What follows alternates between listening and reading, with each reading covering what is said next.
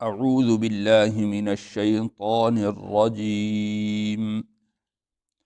بسم اللہ الرحمن الرحیم ان بے شک ناشئۃ اللیل رات کو اٹھنا ہی اشد وطئا یہ بہت سخت روندنا ہے وَأَقْوَمُ قِيلًا اور بہت درست بات ہے۔ رسول اللہ صلی اللہ علیہ وسلم کے لیے اس سے پچھلی آیات میں بھی اللہ تعالیٰ نے تسلی کے جملے ارشاد فرمائے تھے،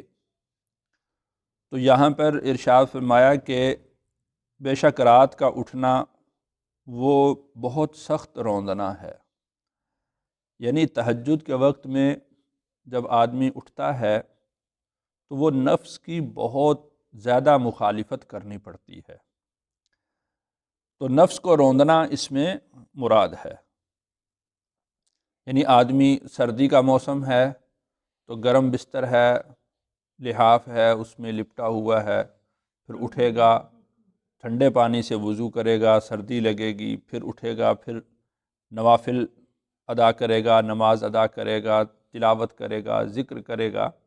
تو یہ نفس کی اس میں بہت بڑی مخالفت ہے، یعنی نفس پر یہ بات بہت شاق گزرتی ہے۔ اور اسی طرح اگر گرمی کا موسم ہے تو سارے دن کی حرارت، دھوپ اور گرمی کو برداشت کر کے رات کے وقت میں، رات ٹھنڈی ہوتی ہے تو اس ٹھنڈے وقت میں وہ آرام کر رہا ہے، اور وہاں پر اس وقت اس کو اٹھنا اور اللہ کے سامنے کھڑے ہونا، تو یہ نفس کی بہت بڑی مخالفت ہے۔ تو آگے ارشاد فرمایا وَأَقْوَمُ قِيلًا اور یہ بہت درست بات ہے، یعنی اس وقت دن کے وقت میں تو شور و غل ہوتا ہے، دوسرے مشاغل ہوتے ہیں، آدمی نماز میں مشغول بھی ہو تو کبھی بچوں کی آواز، کبھی لوگوں کی آواز، کبھی سواریوں کی، گاڑیوں کی آواز، تو آدمی کے لیے نماز کے اندر ویسے توجہ کرنا ممکن نہیں رہتا جتنا کہ رات کے وقت میں، تنہائی کے وقت میں اس کے لیے توجہ کرنا ممکن ہوتا ہے۔ تو اس وقت آدمی کا دل، آدمی کا دماغ اور آدمی کی زبان وہ بالکل ایک ہی سمت میں ہوتے ہیں، بالکل الائن ہوتے ہیں، تو اس وقت میں جو آدمی بات اس کی زبان سے نکلتی ہے تو دماغ بھی اس کو قبول کرتا ہے اور دل بھی اس بات کو قبول کرتا ہے، اور اس وقت کی کہی ہوئی دعا، اس وقت کا کیا ہوا ذکر، اس وقت کی ہوئی تلاوت اور اس وقت کا کیا ہوا یعنی پڑھی ہوئی نماز وَأَقْوَمُ قِيلًا وہ بالکل سیدھی آدمی کے دل پر لگتی ہے۔ تو اس وقت میں اس کو قرآن مجید میں غور و فکر کرنا اور اللہ کا ذکر کرنا، وہ اس وقت جو فائدہ دیتا ہے تو وہ کسی اور وقت میں فائدہ نہیں دیتا، جیسا کہ اللہ تعالیٰ نے قرآن مجید میں ارشاد بھی فرمایا کہ اِنَّ قُرْآنَ الْفَجْرِ كَانَ مَشْهُودًا کہ فجر کے وقت کی جو تلاوت ہے یہ بطور گواہ کے پیش کی جائے گی، اس لیے کہ اس وقت میں یعنی شور و غل نہیں ہوتا، تو اس وقت میں آدمی جو تلاوت کرتا ہے تو اس میں اس کی توجہ مرکوز ہوتی ہے، ارتکاز کے ساتھ وہ تلاوت کرتا ہے۔ اِنَّ لَكَ بے شک آپ کے لیے فِي النَّهَارِ دن کے وقت میں سَبْحًا طَوِيلًا شغل ہوتا ہے لمبا، یعنی سارا دن آپ مشغول رہتے ہیں، لوگوں کو سمجھانا، لوگوں کو دعوت دینا، لوگوں کی خدمت کرنا، یہ سارے دن کا آپ کا کام ہوتا ہے۔ تو اس میں مفسرین کرام لکھتے ہیں کہ اللہ تعالیٰ نے یہ بات ارشاد فرمائی ہے کہ سارا دن بھی آپ مشغول ہی رہتے ہیں۔ تو عبادات دو طرح کی ہیں، ایک ہے بلا واسطہ عبادت اور ایک ہے بالواسطہ عبادت۔ اب مخلوق کی خدمت کرنا، لوگوں کو سمجھانا، دین کی دعوت دینا، یہ بالواسطہ عبادت ہے، اور تہجد پڑھنا، ذکر اذکار کرنا، تلاوت کرنا، نوافل کے اندر کھڑے ہونا، یہ براہ راست عبادت ہے۔ تو پچھلی آیت میں اللہ تعالیٰ نے بلا واسطہ جو عبادت تھی اس کا ذکر کیا، اور اِنَّ لَكَ فِي النَّهَارِ سَبْحًا طَوِيلًا کہ آپ کے لیے سارے دن میں لمبا شغل ہوتا ہے، لمبا کام ہوتا ہے، تو یہ بالواسطہ اس میں عبادت کا ذکر کیا۔ تو ہاں، بہرحال اس میں جو دوسری آیت ہے اِنَّ لَكَ فِي النَّهَارِ سَبْحًا طَوِيلًا اس کی وجہ سے پچھلی آیت میں جو حکم دیا گیا ہے یا پچھلی آیت میں جو بات بیان کی گئی ہے اس میں کچھ نرمی اللہ کی طرف سے مل جاتی ہے، بلکہ اس سے پہلے جو اللہ تعالیٰ نے ارشاد فرمایا کہ نصفہ او انقص منہ قلیلا او زد علیہ ورتل القرآن ترتیلا، کہ نصف رات کھڑے ہوں، نصف سے کم ہو جائے یا نصف سے زائد ہو جائے۔ تو دراصل آپ جب سارا دن مشغول رہتے ہیں تو اس سارا دن کی مشغولیت کی وجہ سے اگر آپ کی رات کی عبادت میں کچھ کمی یا زیادتی ہو جاتی ہے تو اس پر آپ پر پکڑ نہیں ہوگی، اس لیے کہ آپ سارا دن بھی مشغول رہتے ہیں، تو رات کے وقت میں آپ تھوڑی دیر کھڑے ہوں، زیادہ دیر کھڑے ہو جائیں تو وہ آپ کی اپنی طبیعت پر ہے، اور یہ سارا معاملہ یہ طبیعت کی نشاط پر ہے، یعنی آدمی جتنا اس کے لیے آسانی سے ہو سکے اتنی وہ عبادت کرے۔ اور اسی طرح ذکر، اذکار، تلاوت، نوافل، وہ سارے کے سارے وہ آدمی کی طبیعت کے نشاط پر ہے، اس لیے کہ ہو سکتا ہے کہ آدمی اپنے اوپر جبر کرے اور جبر کر کے وہ عبادت کو کر رہا ہو، تو بجائے اس کے کہ وہ دعا کی جگہ پر اپنی زبان سے بد دعا کے جملے نہ نکال دے، جب نیند کا غلبہ ہوتا ہے تو آدمی کو پتہ نہیں چلتا کہ وہ کیا بات کر رہا ہے، تو دعا کرتا کرتا ایسا نہ ہو کہ اپنے لیے کہیں بد دعا کر بیٹھے۔ تو اس لیے جتنا آدمی کی طبیعت پر نشاط ہو، جتنا ممکن ہو تو اتنا وہ کرے، یعنی اگر نوافل پڑھ رہا ہے تو نیند کا غلبہ ہوا تو اس کو نوافل چھوڑ دینے چاہیے اور وہ نیند اپنی پوری کرے۔ اسی طرح ذکر میں ہے، تلاوت میں ہے، تو اگر اس کو نیند کا غلبہ ہو جائے تو وہ ذکر اور تلاوت کو چھوڑ دے اور وہ اپنی نیند پوری کرے۔ وَاذْكُرِ اسْمَ رَبِّكَ، اچھا اس میں ایک اور بات بھی ذکر کی گئی ہے جو مفسرین کرام نے ذکر فرمائی کہ إِنَّ لَكَ فِي النَّهَارِ سَبْحًا طَوِيلًا۔ سبحًا عربی زبان میں کہتے ہیں پانی میں تیرنے کو، پانی میں تیرنے کو۔ تو جب آدمی پانی میں تیرتا ہے تو اس وقت اس کا دماغ، اس کے سارے اعضاء اس کی تیراکی میں اس کا ساتھ دیتے ہیں، کوئی ایک عضو بھی اس وقت معطل ہو جائے تو آدمی ڈوب جاتا ہے۔ تو آپ علیہ السلام کا سارے دن کے اندر جو شغل ہے، جو سارے دن کے اندر آپ کا جو کام ہے، اس کو اللہ تعالیٰ نے سبحً سے تعبیر فرمایا، یعنی آپ کا دل، آپ کا دماغ، آپ کی زبان، آپ کے سارے اعضاء و جوارے، وہ سارے کے سارے دن کے اندر مشغول رہتے ہیں، کام کے اندر رہتے ہیں۔ وَاذْكُرِ اسْمَ رَبِّكَ، اور آپ یاد کیجئے اپنے رب کے نام کو، یعنی آپ اپنے رب کا نام لیتے رہیں۔ وَتَبَتَّلْ إِلَيْهِ تَبْتِيلًا، اور چھوٹ آئیں اس کی طرف سب کو چھوڑ کر، یعنی آپ اپنے رب کا نام لیتے رہیے، وہ دن کا وقت ہو، وہ رات کا وقت ہو، کسی بھی کام کے اندر آپ مشغول ہوں تو آپ اپنے رب کے نام کو یاد کیجئے، یعنی آپ کسی بھی عمل کے اندر ہوں تو آپ کی زبان وہ اللہ کے ذکر سے کسی وقت بھی خالی نہیں ہونی چاہیے۔ رسول اللہ صلی اللہ علیہ وسلم نے ارشاد فرمایا کہ قیامت کے دن جب اہل جنت میں چلے جائیں گے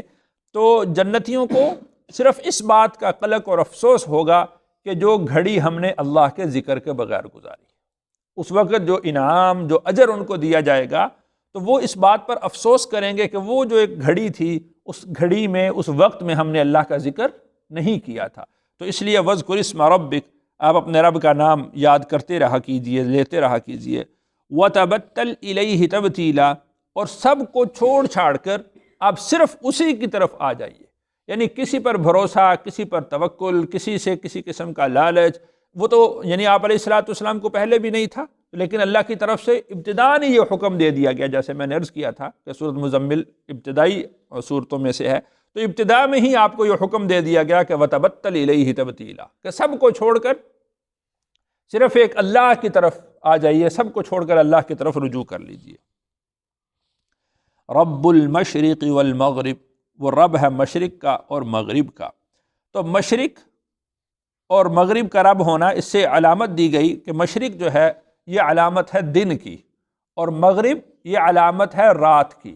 تو رب المشرق والمغرب، اس سے علامت بتایا یہ گیا ہے کہ دن کا وقت ہو یا رات کا وقت ہو، کسی وقت میں بھی آپ اللہ کے ذکر سے غافل نہ ہوں۔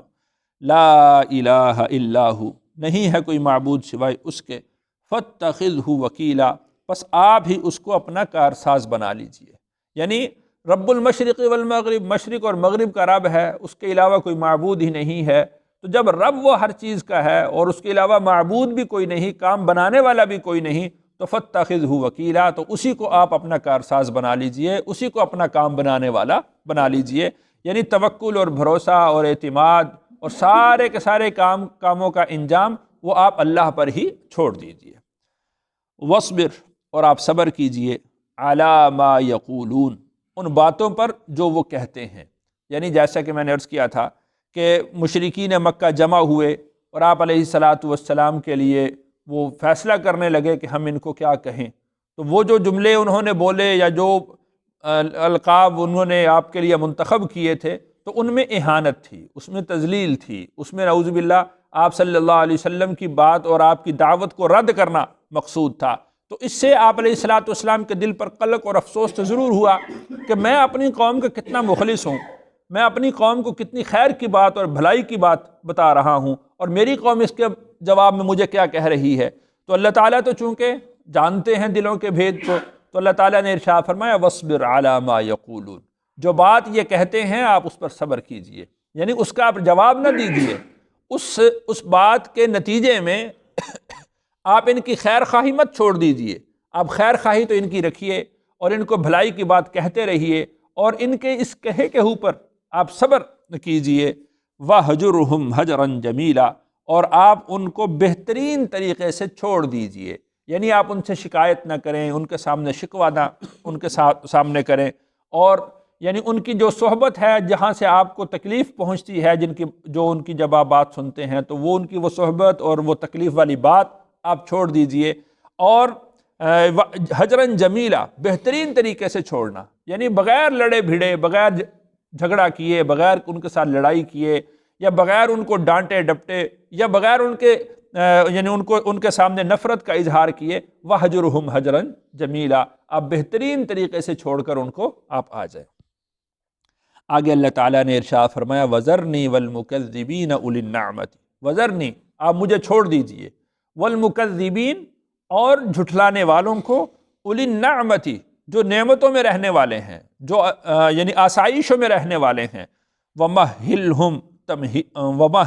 قَلِيلًا، اور آپ ان کو تھوڑی سی مہلت دے دیجئے، یعنی ان کو جو سزا دینا ہے یا ان کو جو پکڑنا ہے یا ان پر جو گرفت کرنی ہے، وَذَرْنِي وَالْمُكَذِّبِينَ، آپ مجھے اور ان جھٹلانے والوں کو چھوڑ دیجئے، یعنی یہ کام میرے ذمے ہے کہ میں نے ان کو کس طرح سے پکڑنا ہے، میں نے کیسے ان کو گرفت میں لانا ہے، کیسے ان کو سزا دینی ہے، آپ ان کو یہ چھوڑ دیجئے، میری طرف سے آپ کو یہ حکم ہے کہ آپ ان کی مجلس کو چھوڑ دیں، اور آپ ان کے کہے کے اوپر صبر کیجئے، اور آپ ان کے لیے خیر خواہی کا جو جذبہ آپ کے دل میں ہے، آپ وہ خیر خواہی ان کے ساتھ کرتے رہیں، ان کو بھلائی کی بات کرتے رہیں۔ ہاں البتہ یہ ہے کہ فوراً میں ان پر گرفت نہیں کروں گا، وَمَهِّلْهُمْ قَلِيلًا، آپ بھی تھوڑی سی ان کو مہلت دے دیجئے کہ ان کو کچھ یعنی موقع مل جائے، اور ان میں سے جو ایمان لانے والے ہیں وہ ایمان لے آئیں، اور جن کے مقدر میں ایمان نہ ہوگا تو پھر میں ان کی گرفت خود کروں گا، میں ان کی پکڑ خود کر لوں گا۔ اللہ تعالیٰ سے دعا ہے اللہ تعالیٰ مجھے اور آپ کو رسول اللہ صلی اللہ علیہ وسلم کی کامل اطاعت کی توفیق نصیب فرمائے۔